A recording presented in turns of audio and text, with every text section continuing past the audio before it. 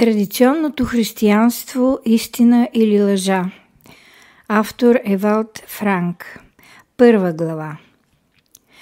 Към това откровено изявление бях потикнат от факта, че в днешно време нищо не се приема като нещо естествено. Много сполучлив пример за това е действието на медиите през 1988 година, когато ставаше въпрос за така наречената Туринска плащеница. Цели столетия тя е била приемана като абсолютен оригинал и е била почитана като реликва.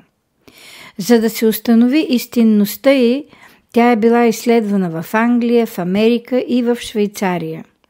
И целият свят беше изненадан, когато независимо едно от друго и на трите места стигнаха до едно и също заключение. Произхода на платното е от средновековието и в никакъв случай не е погребалното платно на Исус Христос. Но въпреки това беше издадено нареждане и занапред платното да бъде считано за реликва и да му се отдава съответната почит. Така че заблудата, която беше официално изявена, продължи да съществува. През октомври 1988 година доктор Ян Пейсли от Северна Ирландия, посланик на Европейския парламент в Страсбург, направи нещо, което от времето на реформацията нито един протестант не се е осмелявал да направи.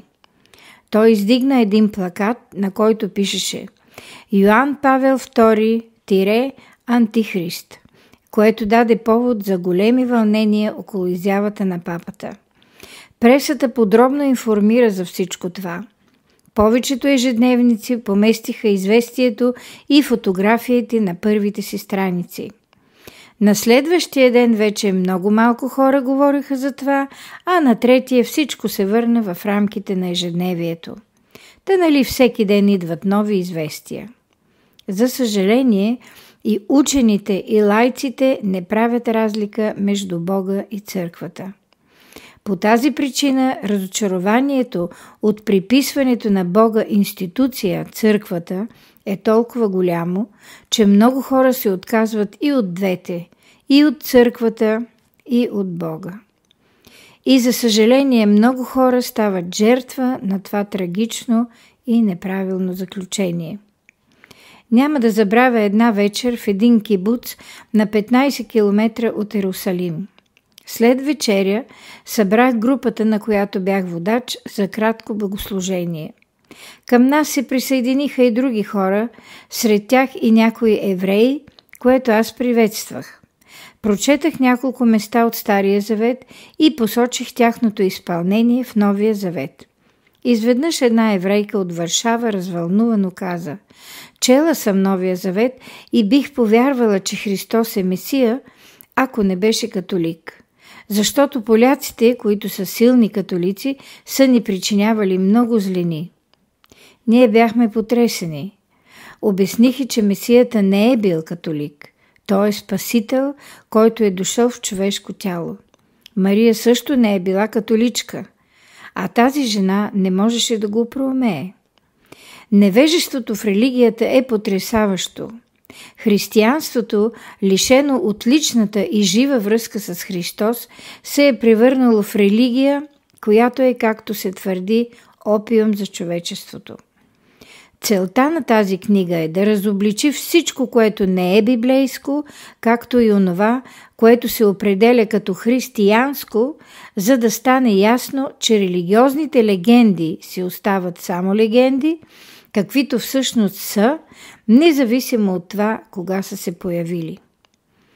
Когато става въпрос за вяра в Бога и за Неговия план с човечеството, ние трябва да се обърнем към книгата на всички книги.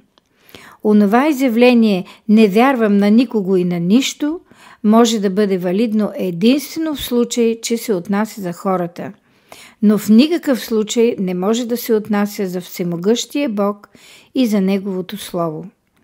Той е и ще остане единственият, който е достоен за доверие. Неговото слово е изпълнена и потвърдена истина и поради това тя е нашето абсолютно убеждение, което стои над всяко съмнение.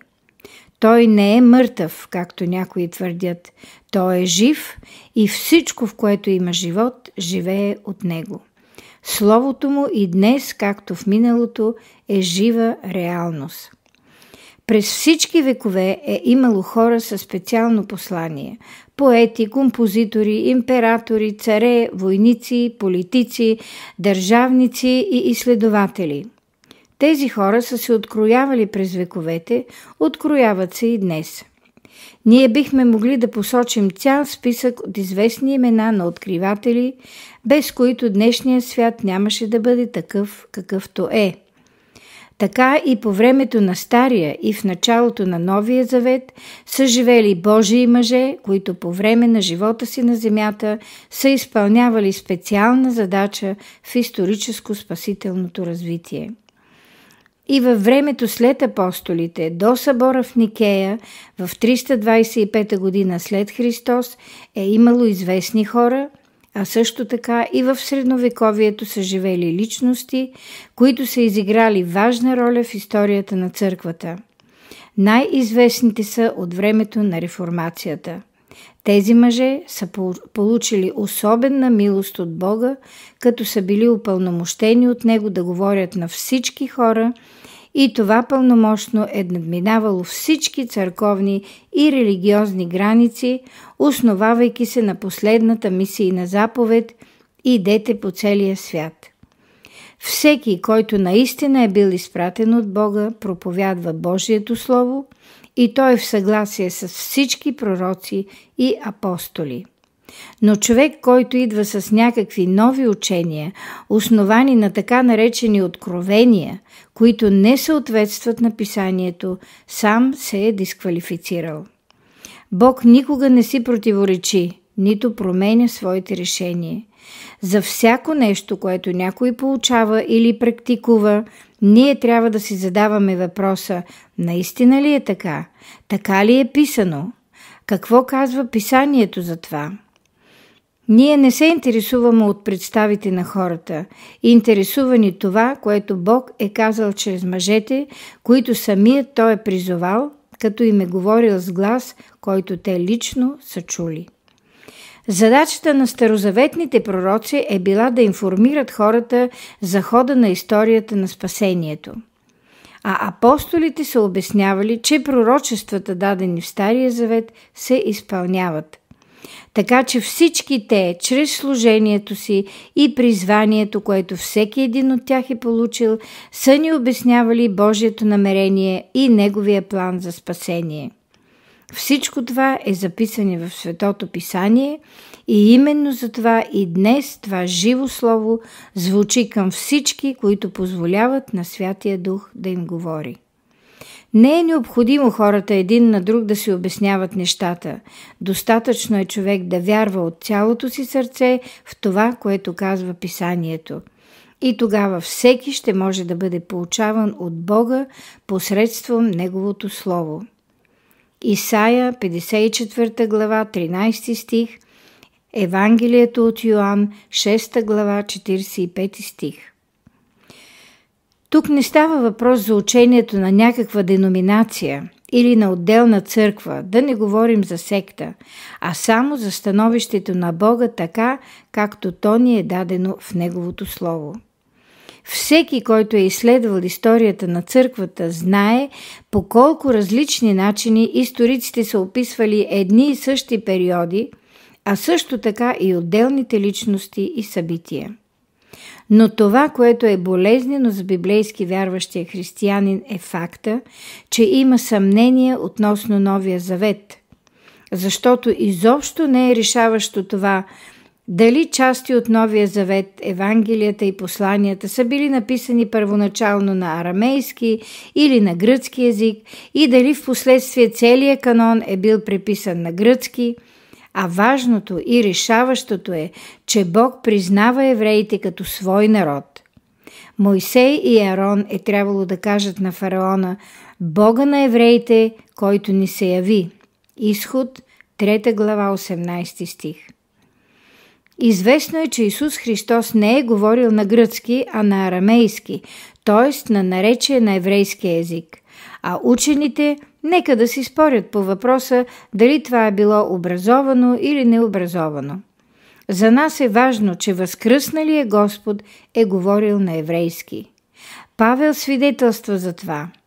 Цитат: „И като паднахме на земята, чух глас, който ми казваше на еврейски: Савле, Савле, защо ме гониш?“ Деяния на апостолите, 26 глава, 14 стих. Аргументите, че тогава са съществували и някакви други писма, в никакъв случай не могат да променят истината.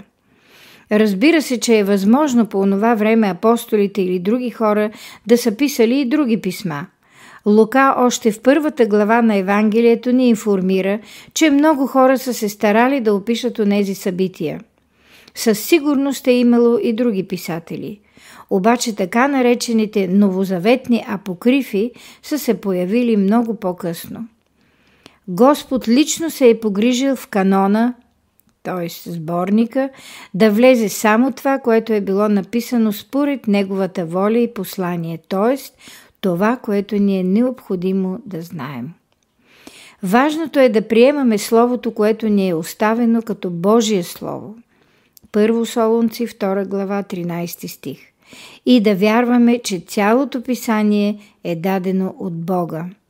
Второ писмо до Тимотей, 3 глава, 16 стих. Когато в Новия Завет се използва изразът, както казва писанието, или писано е, то се отнася винаги за Стария Завет. Но Новия Завет е също Светото писание. Двете части заедно правят едно цяло. В Евангелието от Лука, 24 глава, 44 и 45 стих четем, че трябва да се изпълни всичко, което е писано за мен в Мойсеевия закон, в пророците и в псалмите. Тогава им отвори ума, за да разберат писанията. Господ е казал също и това. Цитат: „Вие изследвате писанията, понеже мислите, че в тях имате вечен живот, и те са, които свидетелстват за мен.“ Евангелие от Йоан, 5 глава, 39 стих. Апостол Павел го е обобщил така: „Христос умря за греховете ни според писанията, бе погребан и бе възкресен на третия ден според писанията.“ Първо послание до Коринтяни, 15 глава, 3 и 4 стих.